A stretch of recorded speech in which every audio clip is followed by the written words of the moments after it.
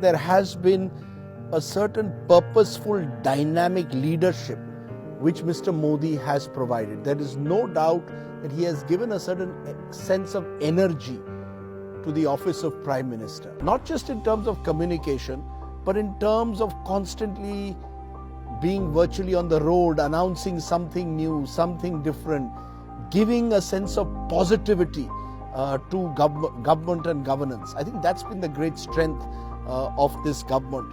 And I think there has been a conscious attempt to move from outlays to outcomes. And I think that's important for any government to focus on outcomes, not just on outlays. And I think Mr. Modi, with his positive energy, has given a sense of dynamism to the entire central government process. The thing about Mr. Modi is that he never leaves any space for the opposition. He will take on corruption through demonetization, take on black money.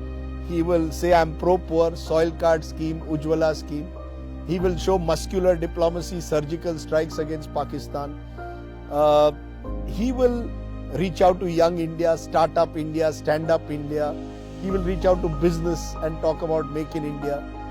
If I'm an opponent of Mr. Modi, where do I hit him? If on every issue he's appropriating the credit to himself or taking over that space. Where, having realized that there was this image being cast of him as Soot Boot Ki Sarkar, Mr. Modi consciously looked for pro-poor schemes.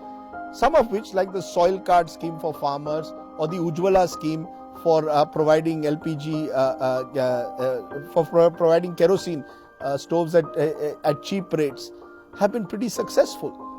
These are, or at least have given the impression to a large number of people that here is a Prime Minister who's also thinking about the poor. Purely for his ability to take risks in the context of demonetization, you'll have to give him very high marks. And I think he also was able to send out a certain fear factor amidst those who hold large amounts of black money. And I think for that, you have to give him strong, good marks.